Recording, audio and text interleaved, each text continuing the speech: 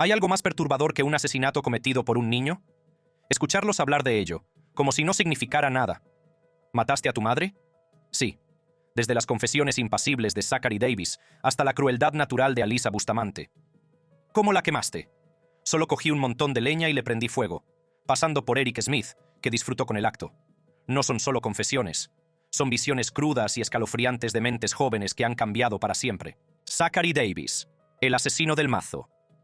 En una tranquila noche de agosto de 2012, Zachary Davis, de 15 años, cometió un acto tan brutal y sin sentido que conmocionó incluso a los investigadores más experimentados.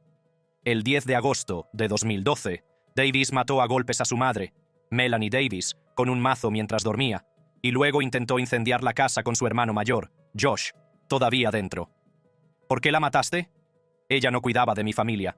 ¿Te refieres a ti y a tu hermano? Sí. Lo que hizo que el caso de Davis fuera especialmente inquietante no fue solo la naturaleza horrible del crimen, sino su total indiferencia emocional durante su confesión y las entrevistas posteriores. ¿Cuándo decidiste matar a tu madre? Lo decidí el mismo día que lo hice. ¿Y qué método elegiste? Golpearla hasta matarla. ¿Y con qué la golpeaste hasta matarla? Con un mazo. La visión más escalofriante de la mente de Davis se reveló en su famosa entrevista con el Dr. Phil McGraw en 2015, que el propio Dr. Phil describió como una de las más perturbadoras de su carrera.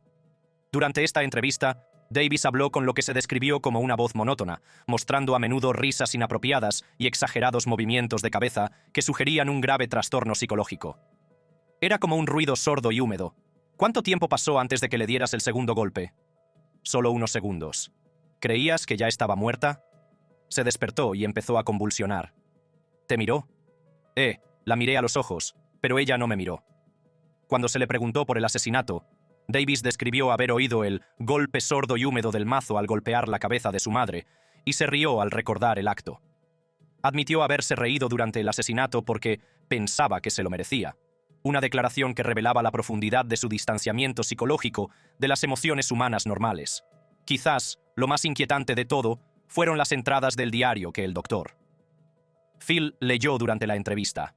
Escribiste: maté a Melanie y dejé vivo a Josh para que sufriera. No sentí nada cuando la maté, ni siquiera cuando su sangre salpicó mi brazo y su materia cerebral se esparció por mi camisa. No sentí remordimiento, odio, ni siquiera satisfacción. Lo único que realmente lamentaba era no haber podido darle una muerte más rápida. No quería que sufriera. Los antecedentes de Davis revelaron un trauma significativo, incluida la muerte de su padre por ELA cuando Zachary tenía 9 años, lo que le llevó a ser diagnosticado con depresión y más tarde con esquizofrenia. El 9 de marzo de 2015, Davis fue declarado culpable de asesinato en primer grado, intento de asesinato en primer grado e incendio agravado, y condenado a cadena perpetua más 20 años por cada cargo adicional. El juez describió sus acciones como prueba de que había pasado al lado oscuro. Pero la mirada vacía de Zachary fue solo el principio. Otro adolescente dejaría helados a los investigadores con una sola frase. Brenda Spencer. No me gustan los lunes. El 29 de enero de 1979, Brenda Ann Spencer, de 16 años, cometió un acto que cambiaría para siempre la forma en que Estados Unidos veía la violencia escolar. Desde su casa, situada frente a la escuela primaria Grover Cleveland, en San Diego, Spencer abrió fuego con un rifle semiautomático calibre 22, matando a 2 adultos e hiriendo a 8 niños y un policía. Pero fue la escalofriante conversación telefónica de Spencer con un periodista durante el enfrentamiento de 6 horas, lo que convirtió su caso en uno de los más inquietantes de la historia criminal. Brenda, por lo que realmente se te recuerda es por decir, odio los lunes. ¿Dijiste, odio los lunes?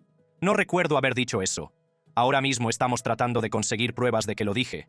Me gustaría escuchar la grabación, porque influyó mucho en la opinión que la gente se formó de mí y en cómo se percibió todo el caso. Es solo que me gustaría saber si realmente lo dije. Si lo dijiste, te hace parecer una persona fría y despiadada. Cuando el reportero del San Diego Union Tribune, Steve Wigand, llamó al azar a varios números del barrio y se puso Spencer, ella se identificó con calma como la autora de los disparos y se rió antes de colgar. En una llamada posterior que se haría famosa, Spencer explicó su motivación con una indiferencia casual que sorprendió al reportero. Es que no me gustan los lunes.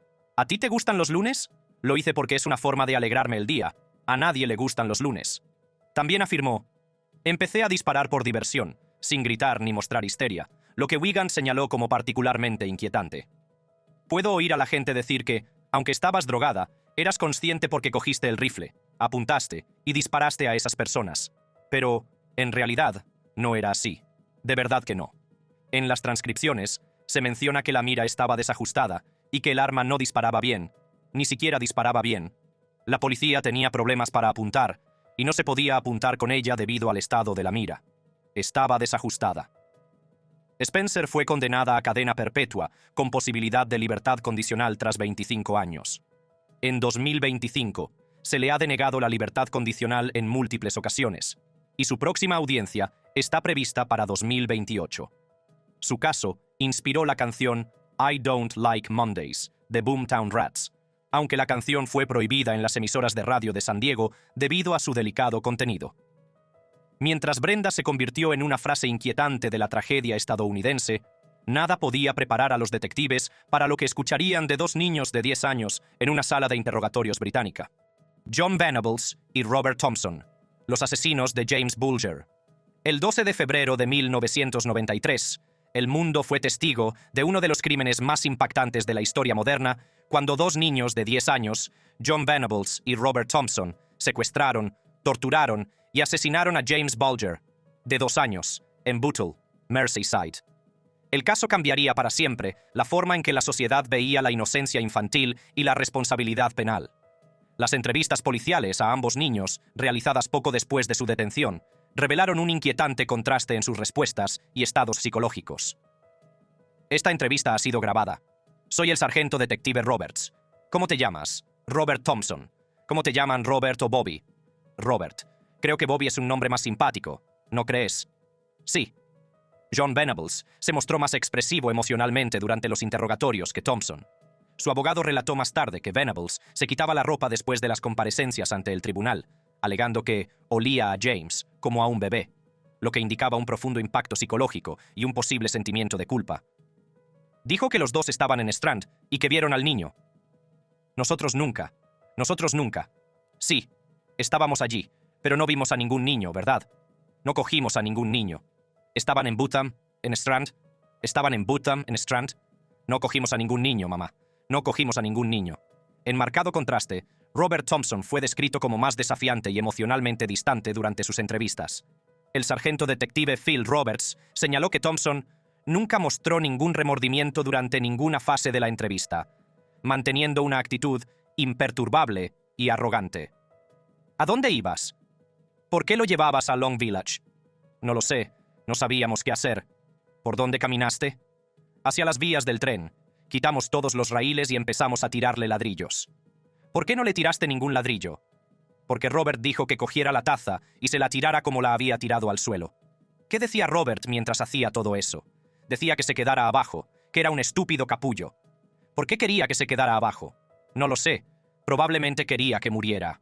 Un momento especialmente escalofriante se produjo cuando Thompson preguntó a la policía si James Bulger había sido llevado al hospital para reanimarlo, lo que sugiere o bien una falta de comprensión de la irrevocabilidad de la muerte, o bien un intento de eludir la responsabilidad.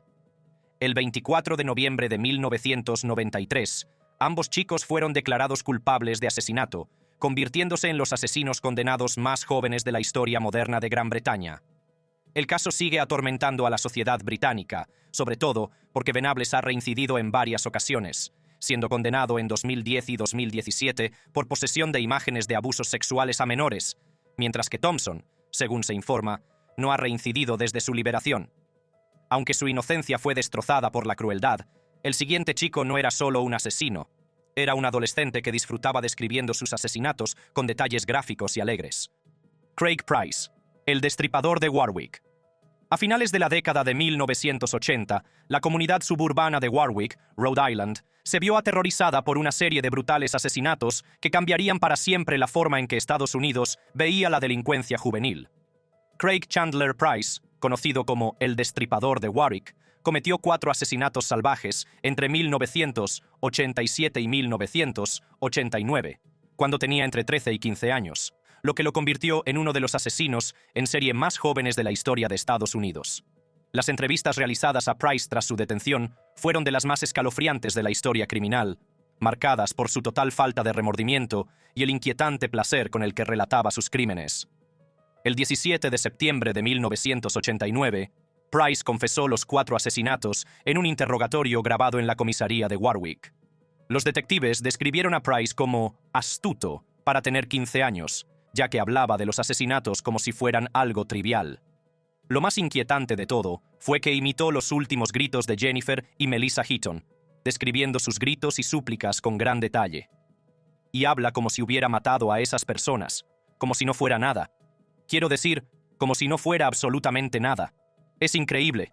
En la cinta de la confesión, obtenida por Target 12 en 2018, Price relató los asesinatos de las Heaton con una claridad inquietante. Describió cómo Joan se defendió, le mordió, y cómo él respondió mordiéndola a ella. Admitió haber utilizado varios cuchillos de cocina porque se rompían debido a la ferocidad de sus puñaladas. Price se jactó de hacer historia tras su posible liberación a los 21 años, mostrando confianza en explotar las leyes juveniles de Rhode Island. Su primera declaración pública durante el juicio fue: «Cuando salga, me voy a fumar un bombón», en referencia a la marihuana. Según la ley de Rhode Island de 1989, los menores no podían ser juzgados como adultos, lo que significaba que Price sería puesto en libertad a los 21 años con sus antecedentes penales sellados. Sin embargo, el comportamiento violento de Price continuó bajo custodia, con múltiples cargos adicionales que prolongaron su encarcelamiento mucho más allá de su condena original como menor. El relato impasible de Craig sobre los múltiples asesinatos dejó atónitos a los investigadores, pero incluso él era mayor que el siguiente caso, un asesino en serie que ni siquiera había cumplido los 9 años. Amarjit Sada, el asesino en serie más joven del mundo. En la empobrecida aldea de Mushahari, en Bihar, India, se produjo un caso que conmocionó al mundo y puso en tela de juicio todas las creencias sobre la capacidad de los niños pequeños para cometer actos malvados. Amarjit Sada, nacido en 1998, es considerado por muchos como el asesino en serie más joven del mundo, acusado de matar a 3 bebés entre 2006 y 2006-2007, cuando solo tenía 7 y 8 años.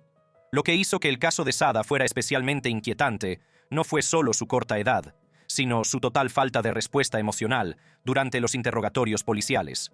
Cuando lo llevaron a la comisaría de Bhagalpur, el niño de 8 años se mostró tranquilo y sereno, y sonrió en varias ocasiones durante el interrogatorio. El inspector Shatrughan Kumar señaló que Sada pidió galletas antes de responder a las preguntas, y que se tomó el interrogatorio como si fuera un juego. La primera víctima de Sada fue su prima de 6 años, en 2006. Mientras su madre estaba en el mercado, Sada se quedó cuidando de su prima. Los informes indican que comenzó pellizcando y abofeteando a la niña, pasando luego a estrangularla. A continuación, llevó el cuerpo a un bosque cercano, le golpeó la cabeza con un ladrillo y la enterró bajo la hierba. Su segunda víctima fue aún más impactante: su propia hermana de 8 meses. Meses más tarde, mientras su madre dormía la siesta, Sada estranguló a la niña y escondió el cuerpo. Cuando su madre lo confrontó, admitió el asesinato con una sonrisa escalofriante, y según se informa, dijo: «Así, sin más». Cuando se le preguntó sobre el último asesinato, Sada respondió, según se informa, sin mostrar ningún atisbo de miedo o culpa: «Estaba durmiendo en la escuela. La alejé un poco, la maté con una piedra y la enterré». Esta confesión, pronunciada con total naturalidad por un niño de 8 años, representaba algo que los investigadores nunca habían visto antes. Los psicólogos que evaluaron a Sada lo calificaron de sádico que disfruta infligiendo daño, y señalaron que no tenía sentido del bien y del mal. Se le diagnosticó un trastorno de conducta, una afección que, si no se trata, puede derivar en psicopatía o trastorno antisocial de la personalidad.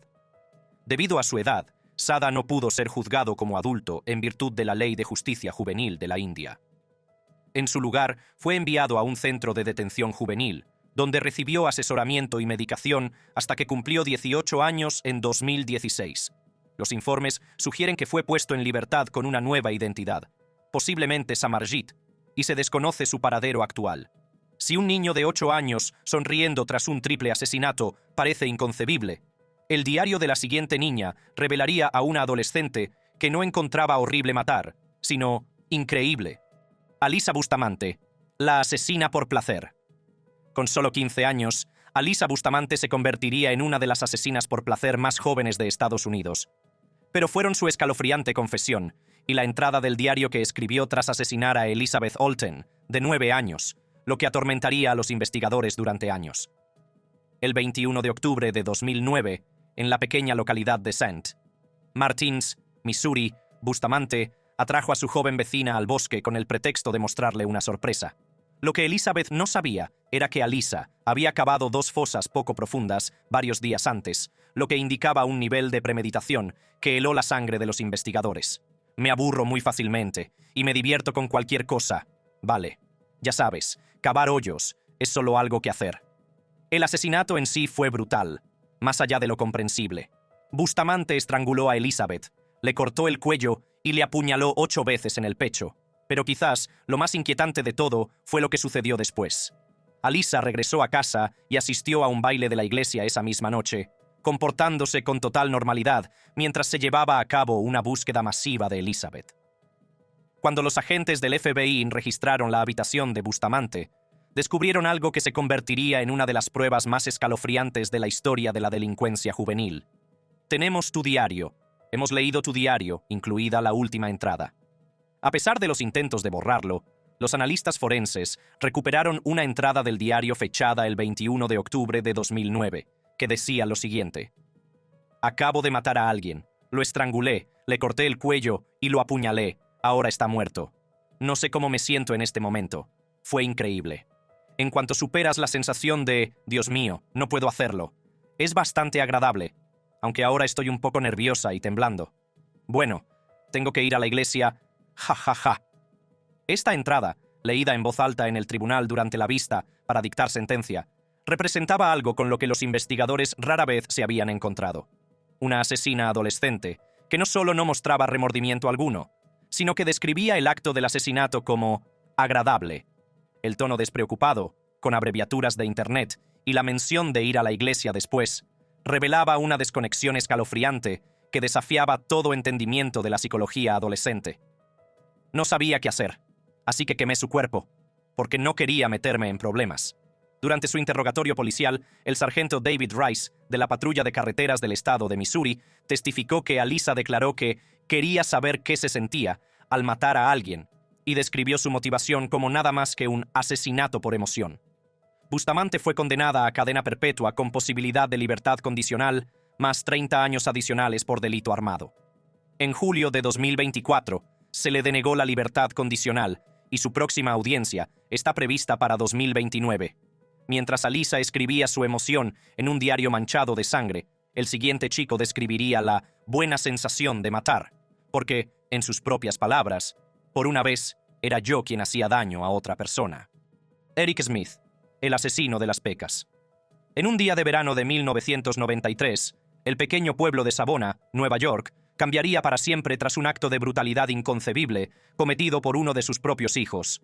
Eric Smith, de 13 años, atrajo a Derrick Roby, de 4, a una zona boscosa donde lo torturó, abusó sexualmente de él y lo asesinó, lo que le valió a Smith el apodo de «el asesino pecoso».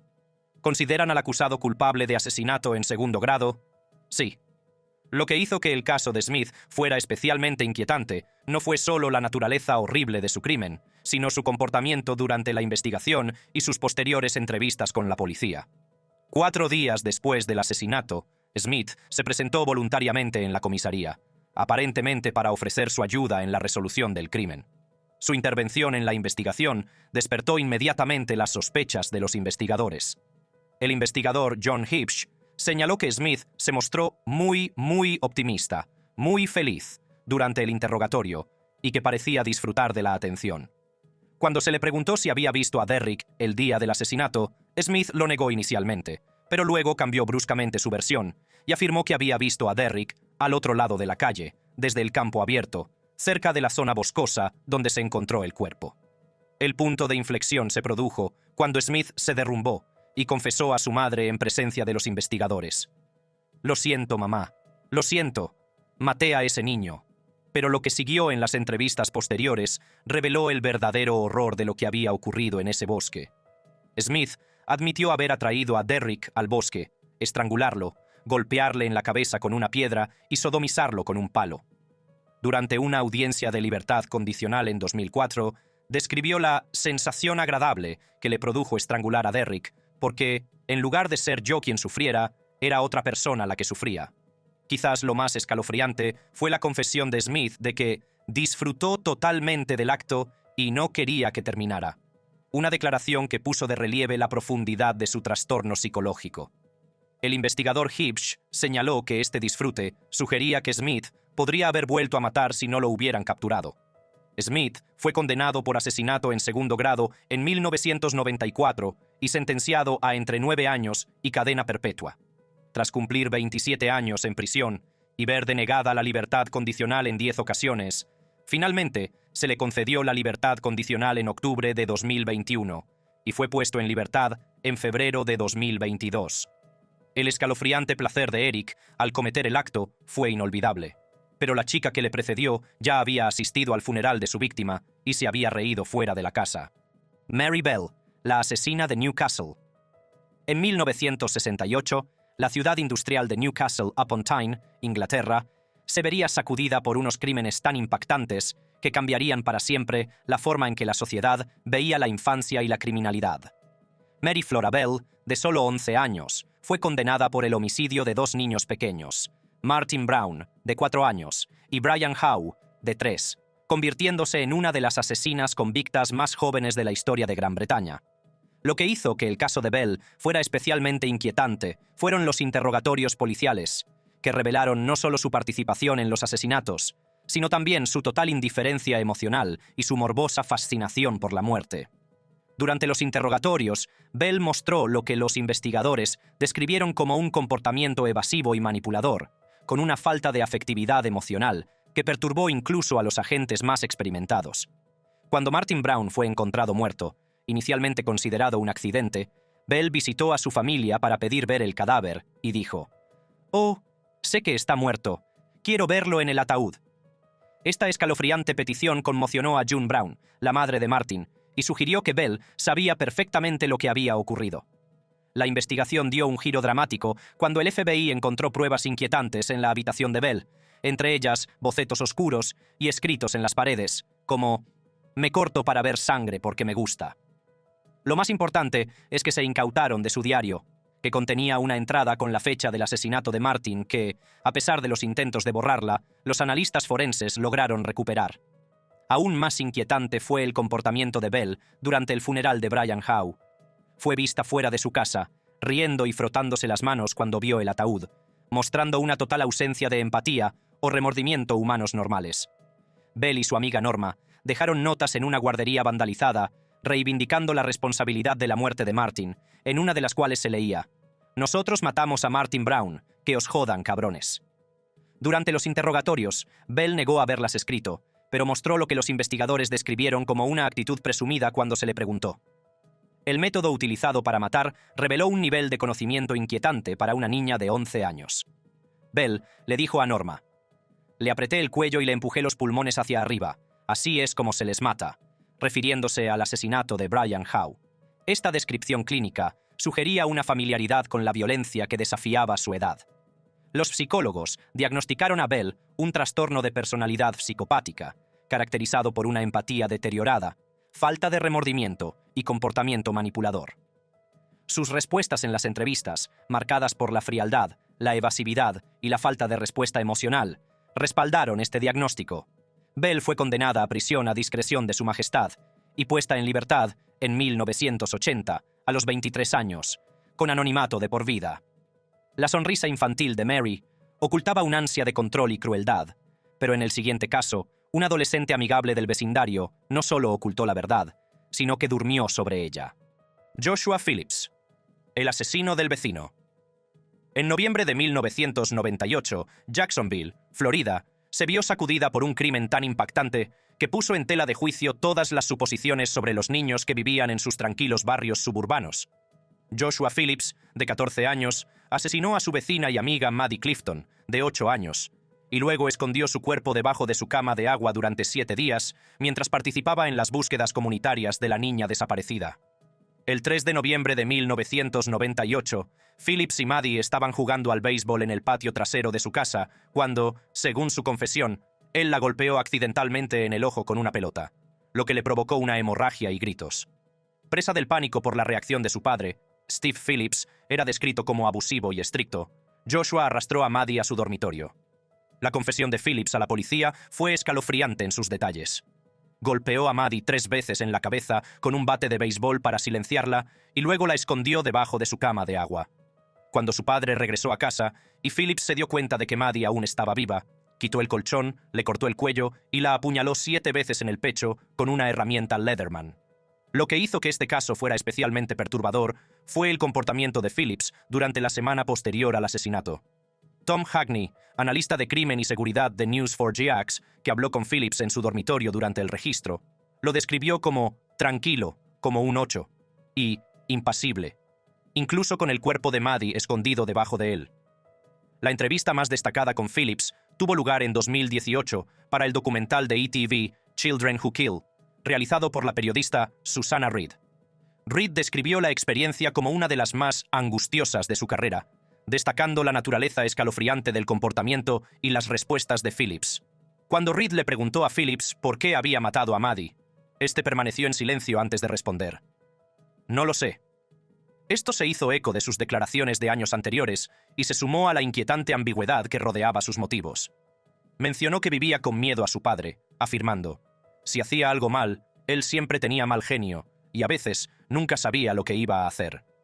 Phillips fue juzgado como adulto y condenado por asesinato en primer grado en julio de 1999, recibiendo una pena de cadena perpetua sin posibilidad de libertad condicional.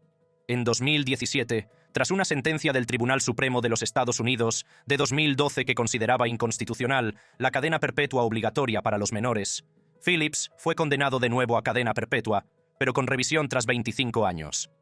Joshua mantuvo una calma escalofriante mientras escondía el cuerpo, pero lo que vino después fue una pareja que no solo planeó un doble asesinato, sino que se quedó para celebrarlo con helado y películas de crepúsculo. Kim Edwards y Lucas Markham, los asesinos del crepúsculo. En abril de 2016, la tranquila localidad de Spalding, en Lincolnshire, cambiaría para siempre tras uno de los asesinatos familiares más impactantes de la historia criminal británica. Kim Edwards, de 14 años, y su novio Lucas Markham planearon meticulosamente y ejecutaron los asesinatos de la madre de Kim, Elizabeth, 49, y de su hermana Katie, de 13 años, lo que les valió el apodo de los asesinos del crepúsculo. Los asesinatos, que tuvieron lugar el 13 de abril de 2016, fueron descritos por el juez Haddon Cave como ejecuciones brutales, con pocos paralelismos en la historia criminal moderna. Lo que hizo que este caso fuera especialmente perturbador no fue solo la violencia, sino el comportamiento de la pareja después.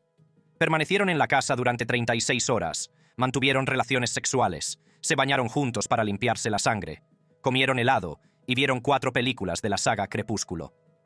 Las entrevistas policiales a Edwards y Markham, publicadas tras levantarse las restricciones informativas en junio de 2017, ofrecieron una visión escalofriante de su mentalidad. Lucas Markham, que fue quien cometió los asesinatos, describió los hechos con una sorprendente frialdad emocional. Markham explicó que la idea surgió de una conversación con Kim en la que él expresó su deseo de matar a su madre, inicialmente como una broma que se convirtió en un plan serio. Según él, ella siempre odió a su madre y yo le dije, ojalá pudiera matarla, y ella respondió, sí, pensando que estaba bromeando, pero yo hablaba en serio. Entonces, se dio cuenta de que hablaba en serio, así que empezó a tomárselo en serio. Markham detalló cómo llevó una bolsa con cuchillos de cocina a la casa de los Edwards, entró por la ventana del baño después de que Kim le dejara pasar y se dirigió al dormitorio de Elizabeth. Declaró, entré en la habitación de su madre, la apuñalé en el cuello mientras dormía de lado y le tapé la cara con una almohada. Cuando supe que había muerto, entré en la habitación de Katie y creí que la había apuñalado, pero no estoy 100% seguro de si era ella o el colchón, y luego también le tapé la cara con la almohada. Cuando le preguntaron por qué mataron a Katie, la respuesta de Markham fue fríamente pragmática. Porque llamaría a la policía. Esto indicaba que el asesinato de Katie fue una decisión calculada para eliminar a una posible testigo, a pesar de que solo tenía 13 años. La entrevista de Kim Edwards fue igualmente inquietante, ya que reveló su profundo resentimiento hacia su familia. Kim admitió abiertamente que odiaba a su madre, Elizabeth, y que se sentía marginada en favor de su hermana Katie.